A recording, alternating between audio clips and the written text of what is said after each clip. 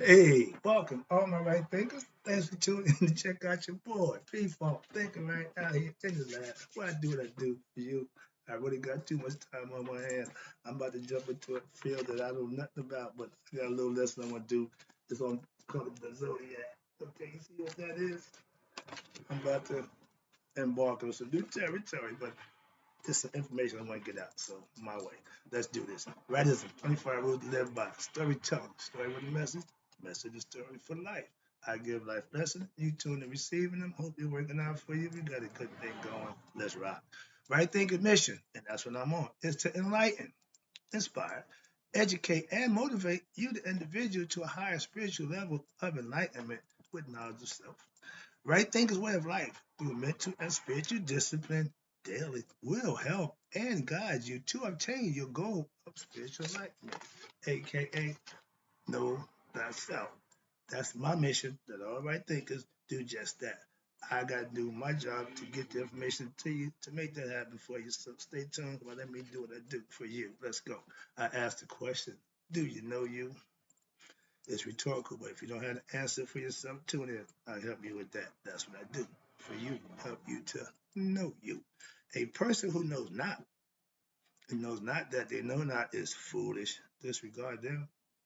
A person who knows not and knows that they know not is simple. You teach them. That's why I do what I do for you. Appreciate you too. Stay tuned. I got more for you. A person who knows not and believes and think that they know is dangerous. Avoid them. I do. A person who knows, but knows not that they know, is spiritually asleep. I can awaken them. I'm a spiritual alarm clock here to wake you up with knowledge of self.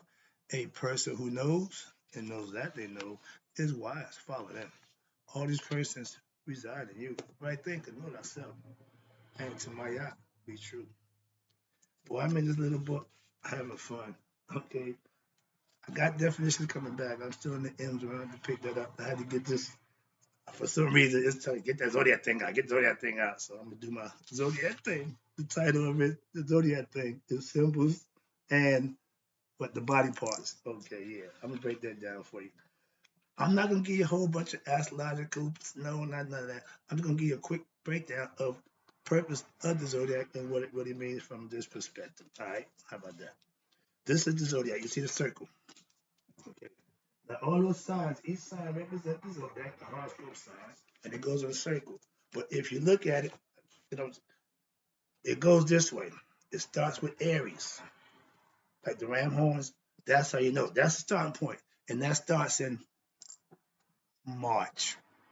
Why you say that March? Because they changed the calendar around, but they can't change nature.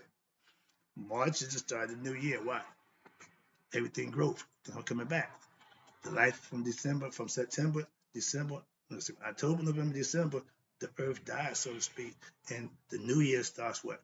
Fresh start, new beginning, resurrection of what? Life that was dormant, not dead, but dormant. It's state of animation. Okay, but let's go back. I'm sorry about that. But every horoscope sign has a story that goes with it, breakdown on what kind of person. I'm not going through all that, but I know you see it going this way. It will read Aries, excuse me, it will read Aries, Pisces, Aquarius, Capricorn, Sagittarius. It goes that way.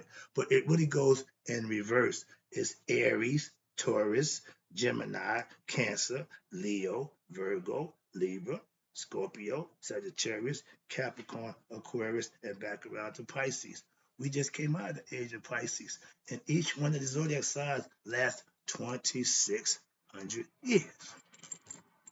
So Christ been around the whole time. That's the Pisces, that's the fish. But on here, it's got like an H with a cross on it. But this division zodiac sign, and it had a whole bunch of different symbolic meanings.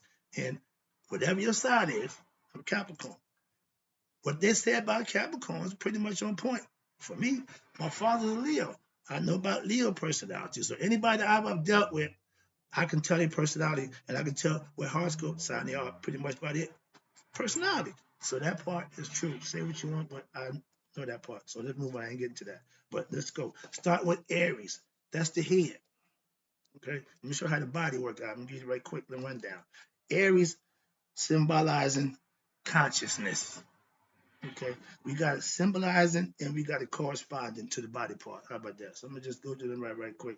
I got a whole bunch of other stuff, but let me just run it down right quick. Let me do this. I wanted, for some reason, it's been gnawing at me, so I want to try to get this out the way. Hope I can make sense of it, make it make sense to you. All right. So we know that Aries, the ram, symbolizes consciousness. The head. God is represented by the head. Everything goes on up here. Golgotha, all that's up here.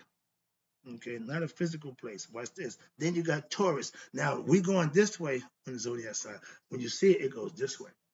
Okay, so understand it. So the next sign up is going to be Capricorn. I won't be around, but that's what's coming up. But this one say here. All right, then you got Taurus. What Taurus mean? Motion, movement. Okay, that's the bull represented by the bull. Stubborn, certain people, Taurus, and that represents the neck. Okay, let me show you right quick. Now this is the zodiac unraveled. You see how it breaks down, starting with Aries at the top, ending with Pisces at the bottom. I'm gonna break it down each one and hope to give you a better understanding. That's what I'm trying to get you to understand. That's all. Here you go. Taurus, motion, that's the neck. Now you go down to Gemini, the twins. They represent substance. Okay, symbolizing substance. And there your shoulders. Okay, substance, shoulders. Okay. Now you got the Cancer. That's breath or breast. Okay, upper part of your body. Okay, Cancer the crab. Then you got the Leo. He represents life and he represents the heart.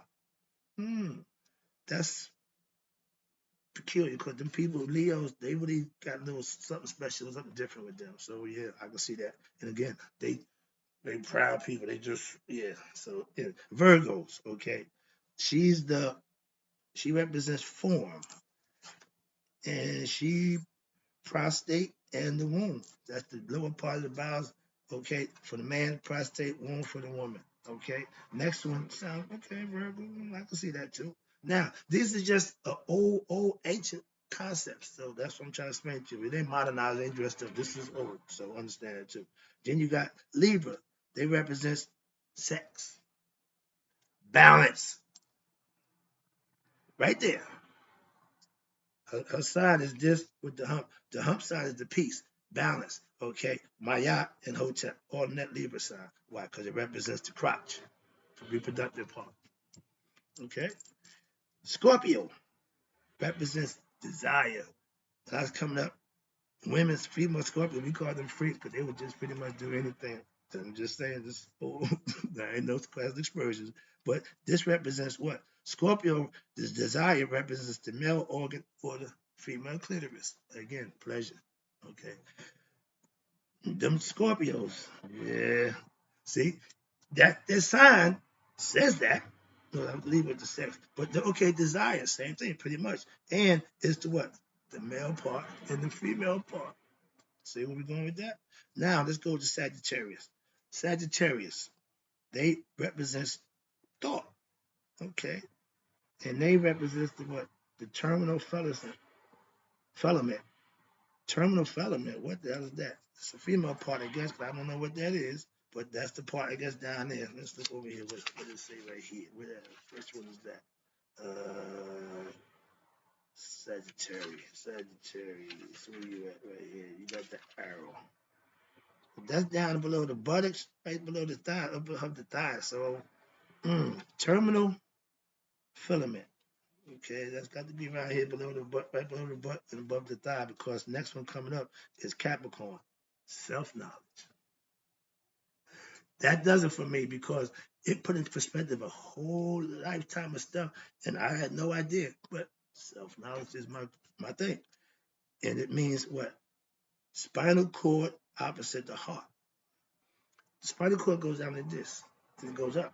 Okay, there's two sides. I got a diagram of that too, right there.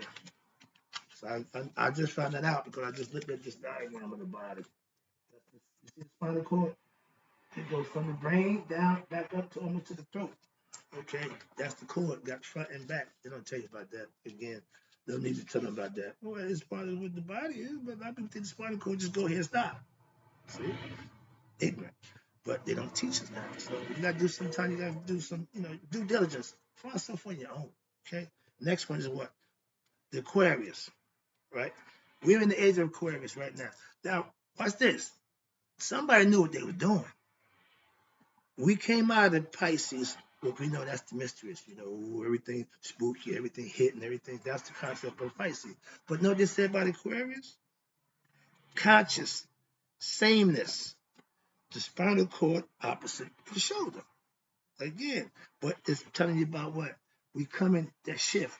We start to become conscious. Why? Because the lies that were told to us from the Pisces era, we getting water poured down in the form of what? Information. So we are in the information age. So lies will be found out now.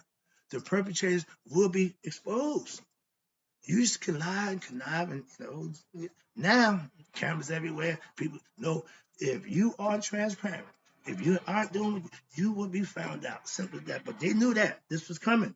This is the shift. We in the age of Aquarius. A whole lot of stuff is starting to be found out. Somebody knew that way before we got here. That's consciousness. That's what I'm trying to show you. You talking about no? This was already laid out. This plan was already laid out. They can tell you about when they come to Aquarius, we're gonna be conscious, start to wake up as a people. Right now, I'm familiar with because I'm in the process, I'm in the mix, so I see that happening. I just did less about conscious, creative consciousness, the shift that what people starting to wake up to what the lies. I'm a truth teller. I'm not a religious man, so I know religion lies. So I'm doing religion. I do spiritual truth. Then the lies there is just pure facts and understanding principles that you can adopt, manifest yourself, and live with. That's what I teach. That's what I practice. That's what I master. Esoteric learning are the things that most people take for granted.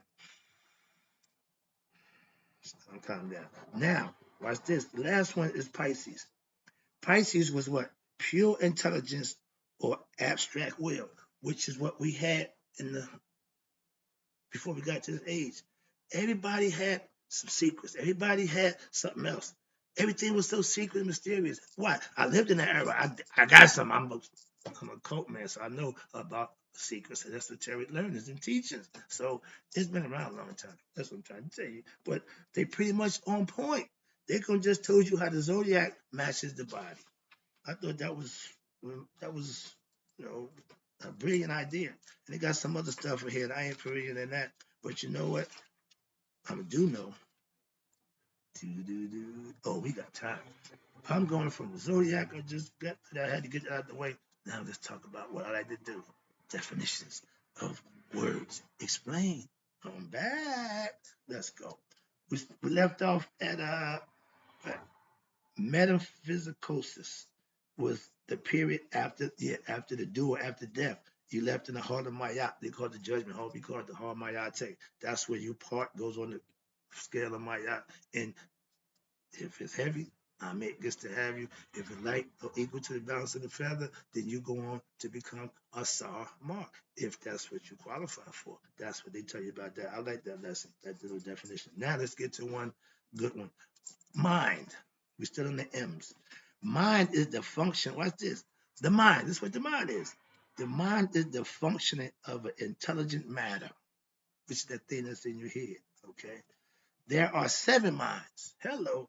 And the number 7 is important too. Why? Because the ancient times there were 7 visible planets. So 7 was pretty much 7 colors of the rainbow, 7 days. So 7 was important. Okay. It's a spiritual number. It's for a whole bunch of reasons. As a Mason, we got 7 liberal arts. So yeah, 3, 5, 7 steps. So that number 7 is important. 7 degrees, you become master self Mason. Moving on, sorry about that. But there's 7 minds. Watch this. That is 7 kinds of thinking by who? The truant self, your higher self. When what? When the light of intelligence, yet they are still one. Everything comes always on the one. All 7 kinds are to what? Act what? Accordingly to one principle. Again, that's the word principle, which is to what? Hold the light steadily on what? On the subject of the thinking. Focus, pay attention on what it is you think about. Watch this. And they are what? The mind, let me tell you about the mind of I-ness. and the mind of selfness of the knower, the mind of rightness, and the mind of reason of the thinker, the mind of the feeling, and the mind of desire. There it goes again. Of who? The doer. And the body mind, which also used by what? The doer for nature and for nature only. The term mind, watch this, is here used as that function or process or thing which with which or by which thinking is done. Hello. It is a general term here for what? The seven minds, and each of the seven is of what? The reason side of the thinker, of the true self. Thinking, aka right thinking, is what? The steady holding of what? The conscious light on the subject of the thinking. Whatever it is you have focus on, that's what pretty much you're going to do or be. You are who and what you think you are. So when your focus is on being your best self, living, doing the right thing, that's what's going to lead you, inspire you to be better and do better. That's what the mind is supposed to do. Watch this. The mind of I-ness and the mind of selfness are what? Used by what? Two sides of the knower and the true self. You hear two sides. The brain hemisphere, left and right. Maya teaches you to what? Balance that. Not too much left, not too much right. That's balance. In any walk, anything you got to realize, that's where it all starts. Okay? Duality means balance. They got to balance out. They got to be equally opposite. That's where the balance comes in. Now, watch this. The true mind understands that. Now, the mind for what? Rightness and the mind of reason, right thinking, is what? Used by the thinker of the true self. Your mental aspect is your brain does the thinking, calculating function. That's what it does. You have to learn how to compartmentalize your thoughts, your ideas, and comprehend things and put them in perspective. Just like a computer, the computer, you know what, the spin off of the brain. So we got the original computer already. He gave us that. The feeling mind, here we go, which is feeling and the what? The desire mind. They go together. Feeling is generated by desire and vice versa. They're like yin and yang. Okay, we did that lesson already. Watch this. But now you got the feeling mind and what? The body mind are to be used by who? The doer. That's the physical part of the body. Okay? The first two to distinguish feeling and desire from the body and nature and to what? Have them in balance. Again, union. The body mind is to be used through the four senses, the physical body. He keeps saying four, we say five, but his concept is four. But for the body and its relation to nature, the physical body has memory, it has senses. That's generated to the mind. The mind can only go by what the body sends to it. That's the physical feeling and desire mind. Okay. Now, how about this? Again, the feeling mind is that which what? Which feelings, watch this, feelings thinks according to what is for function. The body reacts to the smell of something, the taste and sight of something, and to have it reacted to feeling. That's the body, the mind feeling. Watch this. These are perceptiveness, conceptiveness, formativeness, and projectiveness. Those are the four senses of for the body. The eyes are to perceive, the ears to conceive, to hear, to format, to thinking, understanding, and to projecting. These are the four things that the body functions to perform with the body, physical body. Watch this. But now, instead of using these for what? The emancipation of itself from the bondage to nature, what is it? They are what? Controlled through the body mind by nature, through what? The four senses, which are sight, hearing, taste, and smell. And I don't like the format that he put that in because it goes for me. You smell it first. First warning is the odor. Second is to see. If it's fire, you're going to see smoke. Okay. The third is the hearing, the noise, what it sound like. Okay. The fourth for us, well, he said I can't see. First of all, sight and hearing, taste and smell. If smell is the last thing you're going to use, you might be a little have a problem. Okay, smell is the first warning sign. That's what the nose is protruded, so you can smell stuff. Your eyes to see, your ears to hear, and your mouth for the last thing you do. Touching is physically grasping it. He takes that out because he say that's a mental thing, but it's a physical thing to touch. And then you got taste. The last thing you want to do with anything is put in your mouth. So taste should always be last. Okay, you're doing the senses of the body. That's all. Just the personal thing I do. So when I see back then, it wasn't that big a deal, but for me it is. So I just want to correct that. I hate when I see it out of sequence like that. That's my little personal OCD, I guess. Now let's talk about the desire mind. hmm Which desire? The mind that desires should what? Use to discipline. Which desire should use to discipline and control what? Feelings and itself. Okay? If you don't have control of your desires, not good. To distinguish, watch this, itself as desired from the body in which it is, and to bring about what? The union of itself with feeling. It has instead what? Allowed itself to be subordinate to and to be controlled by what? The body mind in service to the senses and to objects in nature. That's like Seth. That's like the ego. When you let your body, which is a physical part, that's like Seth. He controls your own nature. He controls the physical body. He's in control of that. Your higher concepts is what? The more subtle understanding, it becomes spiritual and mental. Put them together, that's how you get a complete person. You only have a person if you think and you don't know. You got, right quick, morals. That's a word that we don't hear much of. I live for morals. Why? Why is this? Morals are determined to the degree that one's feelings and desires are guided by what? The soundless voice of consciousness. And it's spelled again Conscience. And where's it at? In the heart, concerning what not to do. And by the sound judgment of reasoning as to what to do. That's right thinking in a nutshell. You have to be morally correct.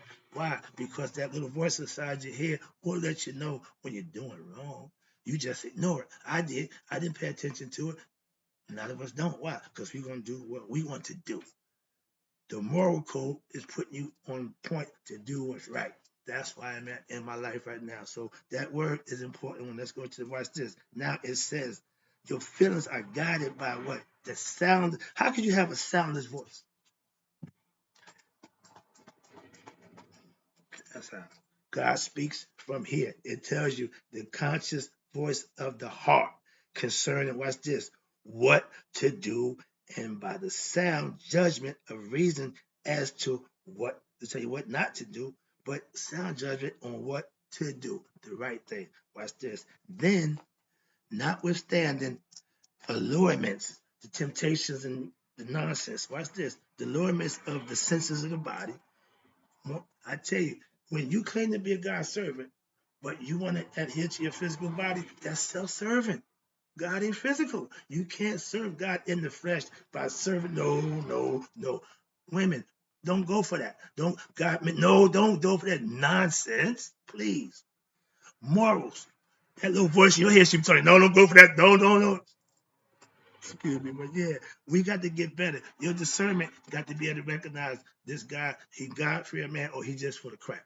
Simple as that. Moving on. But to avoid withstanding allurements of the senses, one's conduct, what's this, will be what? Straightforward. Like my yacht. That feather don't move. Ceaseless. It do what move. It's going to stand its ground. It ain't changing. That's truth. Understand that. Unchanging, unwavering, no. And watch this, straightforward and right with respect to what? Oneself. And with consideration for others. It ain't just a selfish thing when you got morals. That means I'm concerning myself. I'm empathetic to somebody else's situation. I will not hurt or go out my way to help you, but I'll always have empathy. And if it don't hurt, harm me to help you, I'll have a problem with that. That's a moral code. Understand that. Watch this. Now, Masons had a cable toe. The length of your cable toe. That cable toe connect to your neck. When somebody's stressing you, you come loose. Simple. Watch this. Now, you got one's morals will be the background of one's mental attitude. Respect me and deal with me. Why? Because I'm a moralistic type of dude. I'm going to act accordingly. That's what you do. And when you do that, you will be respected and understood. But if you want somebody to just respect yours, because you know it don't work that way, you control you. That's all. And your moral code, your ethical conduct will be seen by those, but it's up to you to do that. That's all. And this ain't always gonna get it done. It's all about action. That's why the road to hell is paved with good intention. Why? It didn't pan out. You still went to hell. Why? Because your intention may seem good at the time, but your actions put you in hell. Moving on. Mysticism. That's a good one. Let's talk about that right quick. Mysticism is what? Is the belief. Here we go. Belief in or the effort for what? Communing with God.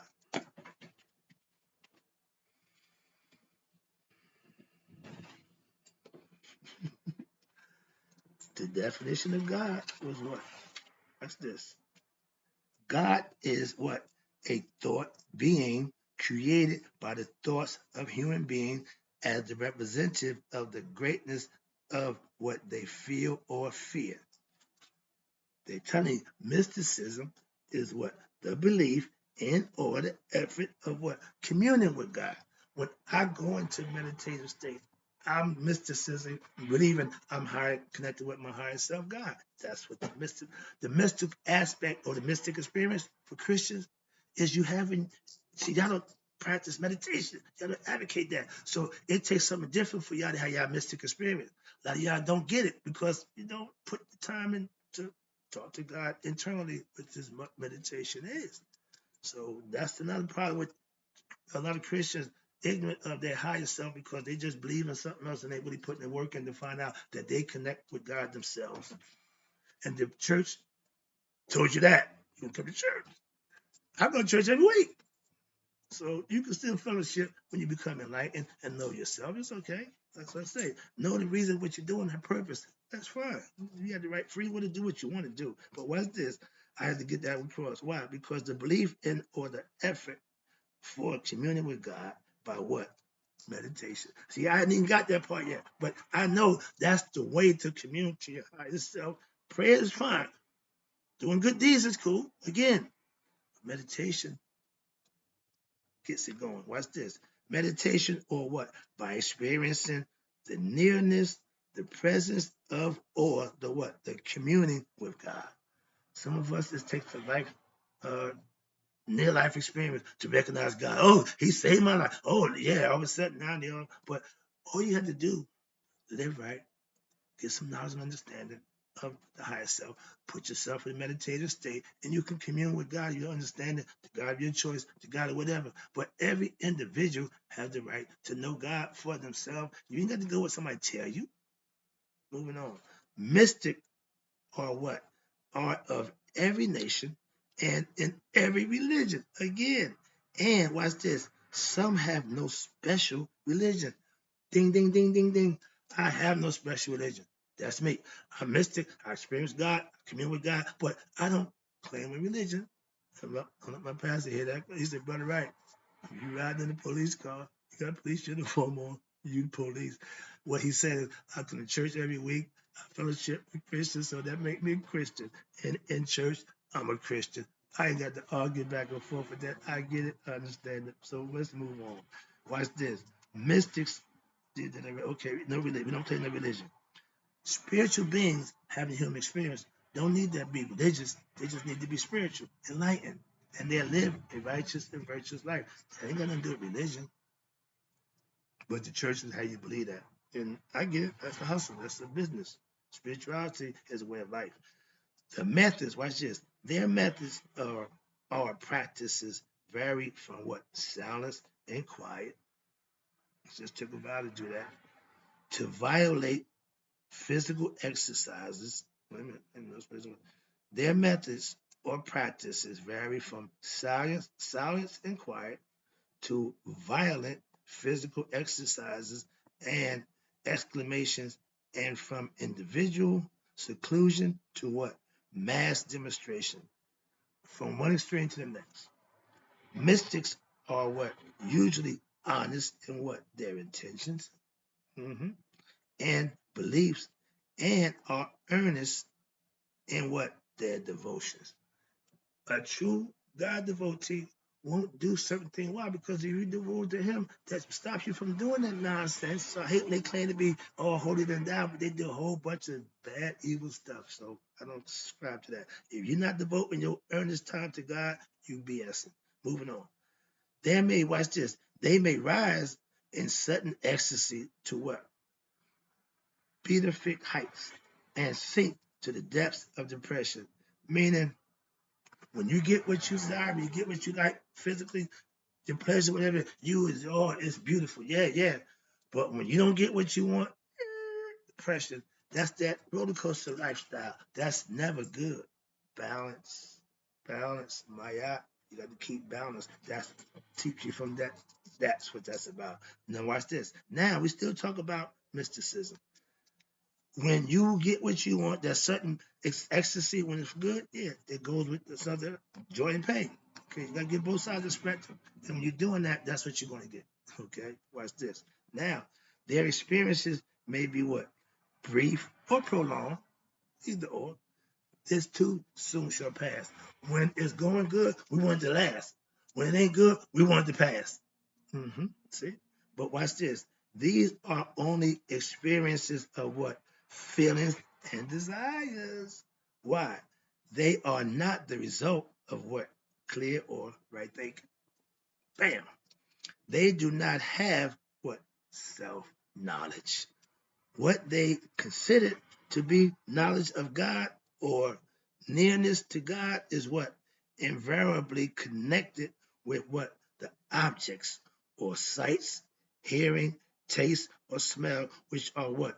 The senses, not of the self, but the body, and not the intelligence. I'm going to stop right there because that says all right there. With knowledge of God, you can serve Him and be commune with Him. To just believe in Him, you're going to do a whole bunch of other stuff and claiming is God. No, no, no.